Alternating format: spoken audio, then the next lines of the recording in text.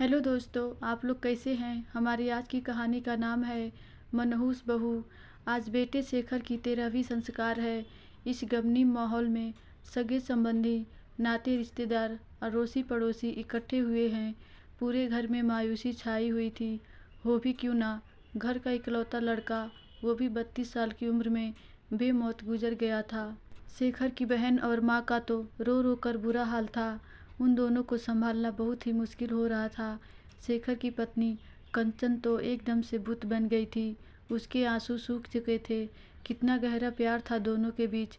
दोनों की arrange marriage थी, पर जो भी देखता तो यही कहता, आप दोनों की लव मैरिज है क्या। जो भी देखता यही कहता, ये जोड़ी तो ऊपर से बनकर आई है। दोनों यह सुनकर हंस देते, पर कहते हैं ना, खुशियों को भी नज़र लग जाती है। एक दिन शेखर ऑफिस के काम से अपनी कार से गुड़गांव गया था। वहां से लौटते वक्त उसकी कार एक ट्रक से टकरा गई और उसकी कार दुर्घटनाग्रस्त हो गई और टक्कर जबरदस्त थी और डॉक्टरों ने उसे मृत घोषित कर दिया। विधि का विधान कौन जाने, वह हंसता खेलता परिवार उजड़ गया। उधर शेखर को अगले हफ्ते ही कंचन के साथ घूमने के लिए साउथ जाना था।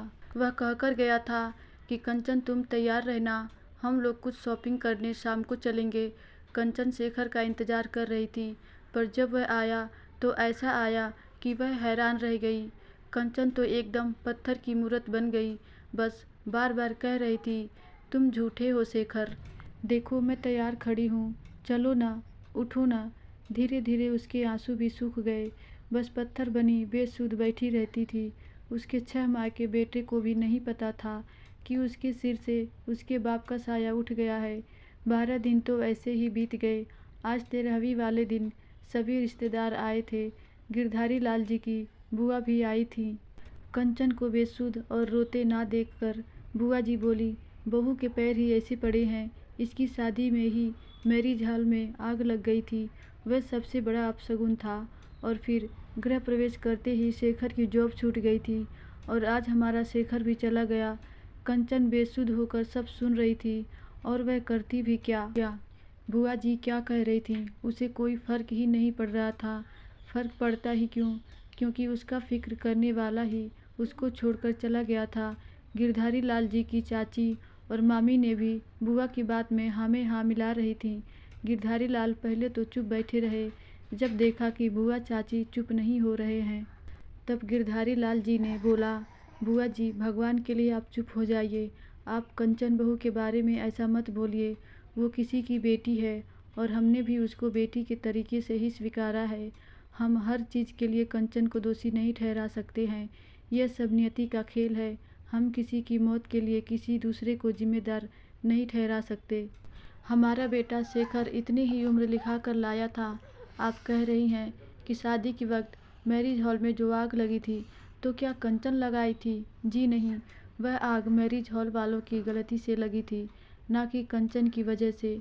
आप कह रही हैं कि शेखर की शादी के 1 हफ्ते बाद ही शेखर की जॉब छूट गई थी, इसके लिए भी कंचन उत्तरदायी नहीं है, बल्कि उस कंपनी से शेखर को छटनी कर दिया गया था।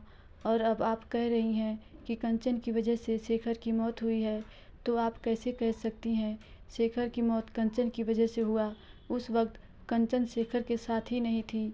यह दुर्घटना ट्रक ड्राइवर की गलती की वजह से हुई है। बुआ जी और चाची जी, अरे कंचन के आने से तो खुशियाँ आ गई हैं। कंचन के आते ही शेखर की सरकारी नौकरी लग गई। कंचन के आते ही घर में किलकारियाँ गूंजने लग गई। कंचन के आते ही बेटी रिद्धिमा का ITI में सिलेक्शन हो गया।